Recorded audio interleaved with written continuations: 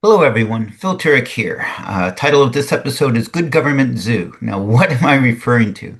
Well, there are political parties. There's two main ones in the United States. The one's represented by the elephant and the other is represented by the donkey. And in reality, I've been pointing out forever that there's 11 major American nations. And so each nation really could have its own mascot or animal that represents it. And the collection of that, the 11 different groups, would be a zoo of them.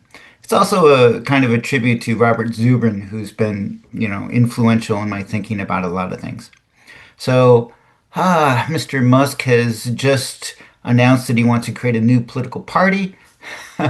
However, he's kind of missing the first four steps or so that are involved in actually making political reform in the United States. So I'll remind you of that with one slide, but then I'm going to present to you my thoughts about a zoo. Okay. In the future, there will be a vibrant, self-sustaining human civilization on Mars.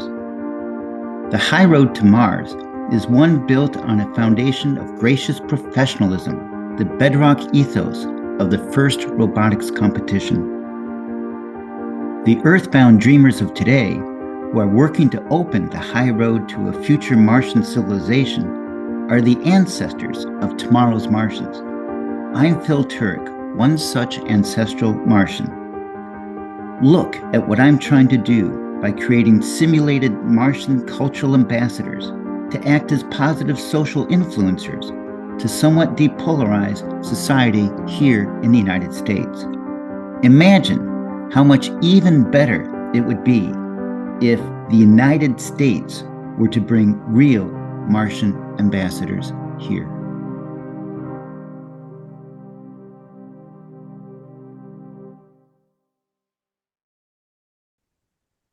All right, so here we go. Martians on Earth, Season 2, Episode 16.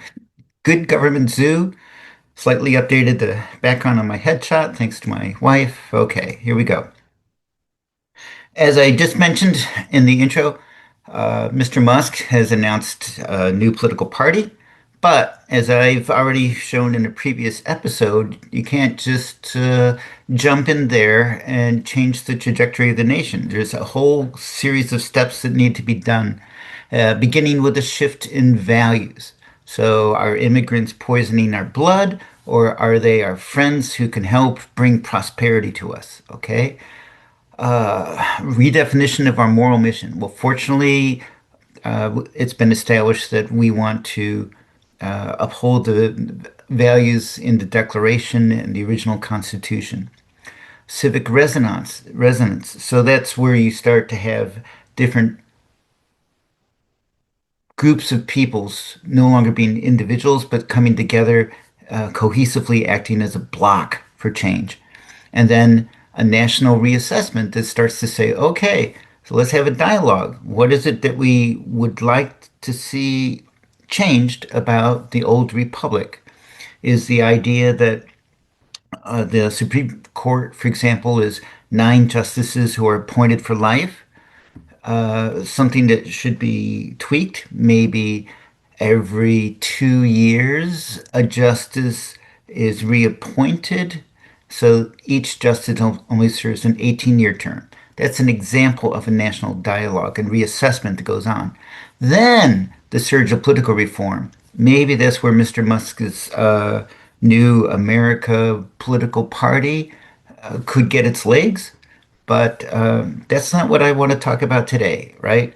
My Mars project is to get going on the first three steps at least leading towards a national reassessment, but not, I'm not going to create a political party. Someone else is doing that. So, what I'm doing today, I just want to emphasize a bit more of the unique American nations that make up the United States. I have this map that I've gotten from the Nationhood Lab. I've got this summary slide. But what is this summary slide? It is me doing a one sentence summary of a one paragraph summary of a book of research on this stuff. So, what I'm going to do today is go through and read to you each of the paragraphs that led to this sentence that I had written, summarizing the paragraph that summarizes the book. No, I have not read the book. But have you read the book? Yeah, okay. So we're in the same boat from aren't we? All right. So just going in that order. And what I've done is I've taken that map and I've tried to enlarge the certain region of the United States that shows the extent of that particular American nation. So here we go. Excuse me. Oh man, have a sip of coffee. Hmm. All right. Yankeedom, founded on the shores of Massachusetts Bay by the radical Calvinists as the New Zion.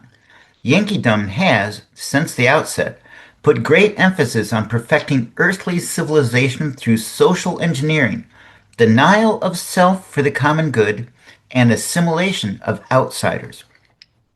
It has prized education, intellectual achievement, communal empowerment, and broad citizen participation in politics and government, the latter seen as the public shield against the machinations of grasping aristocrats and other would-be tyrants.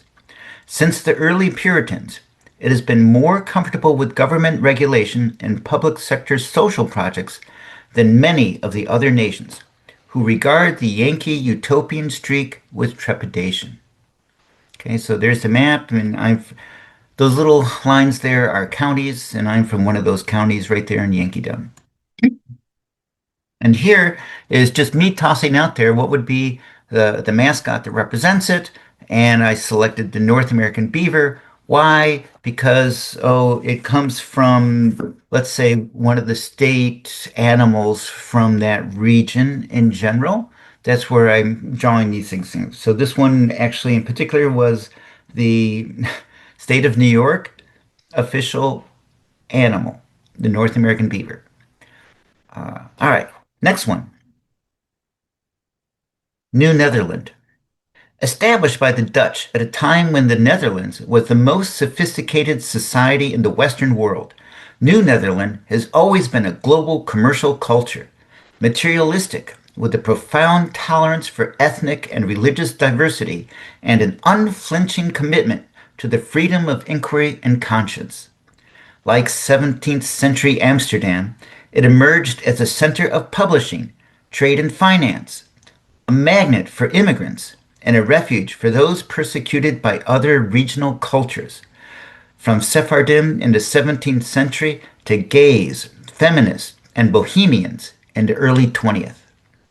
Unconcerned with great moral questions, it nonetheless has found itself in alliance with Yankeedom to defend public institutions and reject evangelical prescriptions for individual behavior.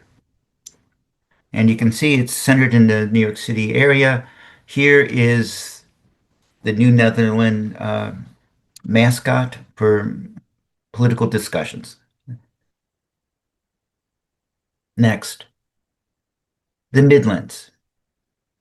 America's great swing region was founded by English Quakers who believed in humans' inherent goodness and welcomed people of many nations and creeds to their utopian colonies like Pennsylvania on the shores of Delaware Bay.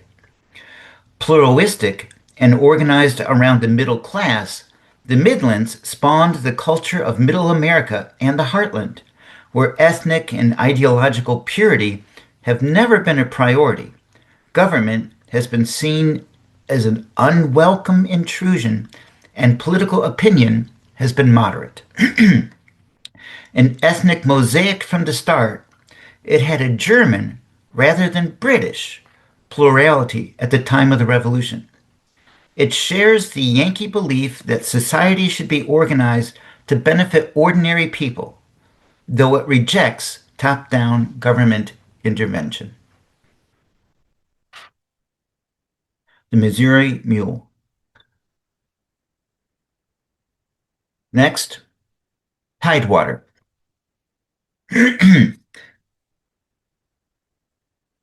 Built by the younger sons of Southern English gentry in the Chesapeake country and neighboring sections of Delaware and North Carolina, Tidewater was meant to reproduce the semi-feudal society of the countryside they'd left behind.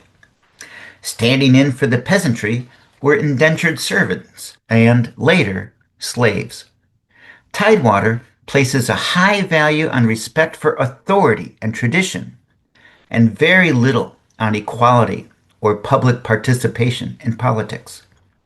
It was the most powerful of the American nations in the 18th century, but today it is in decline, partly because it was cut off from westward expansion by its boisterous Appalachian neighbors, and, more recently, because it has been eaten away by the expanding federal halos around the District of Columbia and Norfolk. George Washington, many of the original founding fathers had their backgrounds from Tidewater. They ran plantations, and that made them businessmen that had to be proficient in many skills. Okay, here is their symbol, and this is just me tossing it out there as a straw man, food for thought. Next, Greater Appalachia. Founded in the early 18th century by wave upon wave of settlers from the war-ravaged borderlands of Northern Ireland, Northern England, and the Scottish lowlands, Appalachia has been lampooned by writers and screenwriters as the home of hillbillies and rednecks. It transplanted a culture formed in a state of near constant danger and upheaval, characterized by warrior ethic and a commitment to personal sovereignty and individual liberty. Intensely suspicious of lowland aristocrats and Yankee social engineers alike, Greater Appalachia has shifted alliances depending on who appeared to be the greatest threat to their freedom. It was with the Union in the Civil War. Since Reconstruction, and especially since the upheavals of the 1960s, it has joined with Deep South to counter federal overrides of local preference. Mm. And their symbol is the raccoon. Deep South. Established by English slave lords from Barbados, Deep South was meant as a West Indies-style slave society. This nation offered a version of classical republicanism modeled on the slave states of the ancient world, where democracy was the privilege of the few and enslavement the natural lot of the many. Its caste systems smashed by outside intervention, it continues to fight against expanded federal powers, taxes on capital and the wealthy, and environmental, labor, and consumer regulations. Now, they didn't have this as their mascot, but I personally associate the American alligator with the Deep South, so I'm overriding it. And you guys, when you figure out what mascot you want to use to represent you, you know, let the world know. Next comes El Norte. The oldest of the American nations, El Norte consists of the borderlands of the Spanish-American Empire, which were so far from the seats of power in Mexico City and Madrid that they evolved their own characteristics. Most Americans are aware of El Norte as a place apart, where Hispanic language, culture, and societal norms dominate. But few realize that among Mexicans, Norteños have a reputation for being exceptionally independent, self-sufficient, adaptable, and focused on work. Long a hotbed of democratic reform and revolutionary settlement, the region encompasses parts of Mexico that have tried to secede in order to form independent buffer states between their mother country and the United States. Next, the left coast. A chili-shaped nation wedged between the Pacific Ocean and the Cascade and Coast Mountains, the left coast was originally colonized by two groups: New Englanders, merchants, missionaries, and woodsmen who arrived by sea and dominated the towns, and Appalachian Midwesterners, farmers, prospectors, and fur traders who generally arrived by wagon and controlled the countryside. Yankee missionaries tried to make it a New England on the Pacific, but were only partially successful. Left Coast culture is a hybrid of Yankee utopianism and Appalachian self-expression and exploration, traits recognizable in its cultural production, from the Summer of Love to the iPad. The staunchest ally of Yankeedom, it clashes with far western sections in the interior of its home states.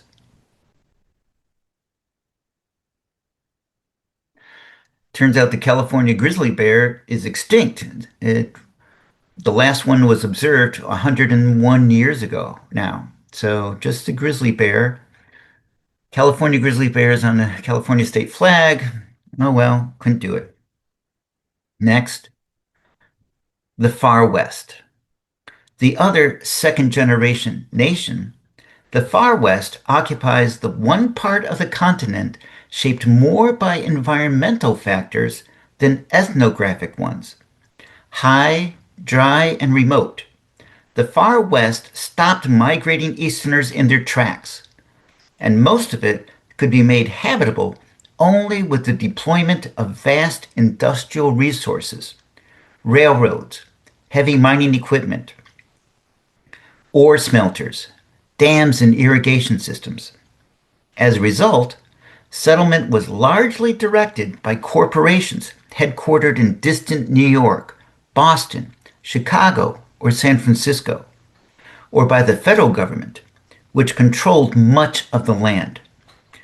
The Far West people are often resentful of their dependent status, feeling that they have been exploited as an internal colony for the benefit of the seaboard nations. Their senators led the fight against trust in the mid-20th century. Of late, Far Westerners have focused their anger on the federal government rather than their corporate masters.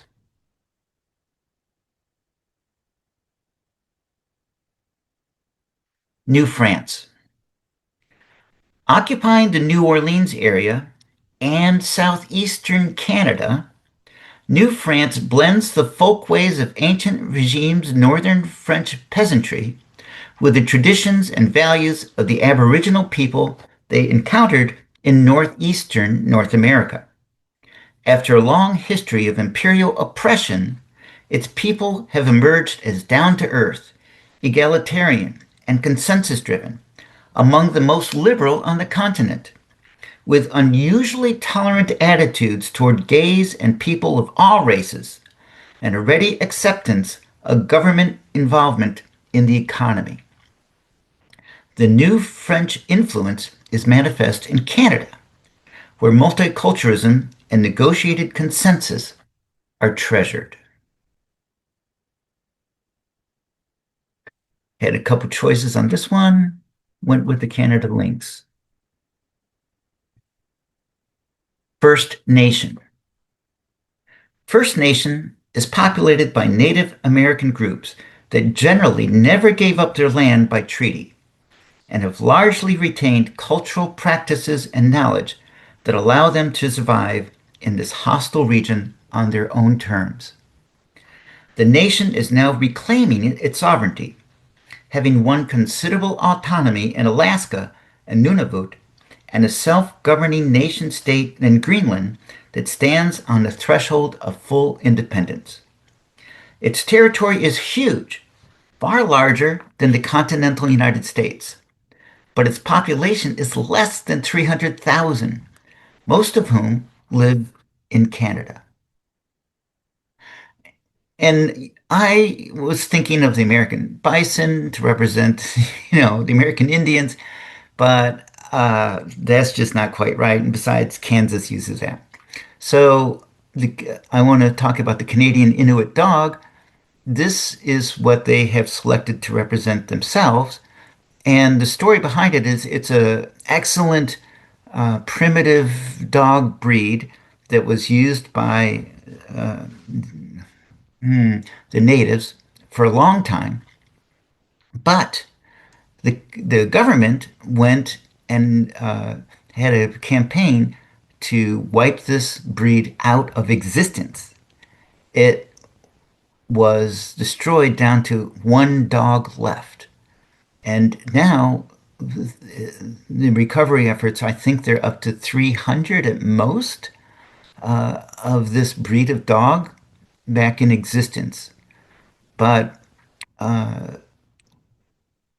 it does represent, the history and recovery attempts of the First Nation.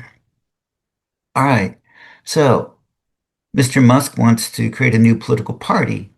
But again, you have to first identify what is it that's important to us, right? All these different groups, and they're somewhat competitive and in conflict, and some see things one way, some see things another way. Here's the one thing that does still connect each of the 11 American nations, and that is the core ideas of the Declaration of Independence and the U.S. Constitution. We're not defined by division of saying it's us against them, that who is it? Our leader number 47 recently said, "Oh, half the nation hates me. Well, that's good. I hate them too." So he's dividing the nation 50-50 against each other. And then let's pick on the most vulnerable population. Ooh, that'd be people on Medicaid. Let's cut Medicaid. Immigrants. Oh, okay. Naturalized citizens. Oh, man. The most vulnerable first, but that's just getting started. To stay in power, an autocrat has to constantly have a theme of fear and hatred and division and cheapening of all life, all human life, so that human life becomes disposable. That's where current leader 47 is trying to push us because of the issues that he has. You shouldn't really hate the poor guy. You should more like pity him because I don't think he'll ever experience true love. Okay, he's got a underformed cranial organ. I forget which one it is, but it's talked about in a previous episode. Basically, this person's never going to change, can't be reformed or changed or made to understand things that are not understandable in his condition. So for all the rest of us, we have the right to survive, to not be tyrannized. Okay, that's quite different from what the current agenda is by number 47. So, last slide. Here are the 11 American nations. I've given you, instead of my one sentence summary of the one paragraph summary of the book, I have given you the one paragraph summary of the book for each one of these. And I do know a little bit more details about individual ones of them, but not enough to talk to you guys about. So, this is where we're at for today. Today is Monday, just after the 4th of July holiday in 2025. I'm going off on a camping trip, but I do expect I'll be able to put up a video about once a week, including next week. So this is this week's video, and next week is next week's video. If Mr. Musk decides to listen to any of my advice, there's a lot more work involved than just popping up and saying, I'm creating a new political party. It's nice, But there's a lot more work to be involved to actually change the course of a civilization. My Mars project is trying to use Mars as a tool for making social change here in the United States in particular, the world in general. I am a reader of, I guess we'll call it liberal viewpoints, reading accounts and opinion pieces. For example, the one that's most recent in my mind is about what it's like in Gaza, where it's the longest place to not be a nation state in the modern world.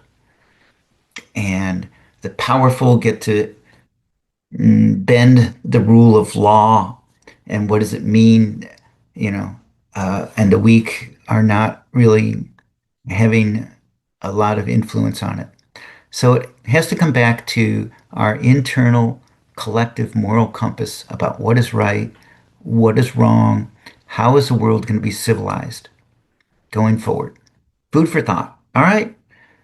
Hope you had a good 4th of July if you're in the United States. And if you're a Martian looking at these ancient records, well, happy Martian Independence Day, whenever that is. Bye.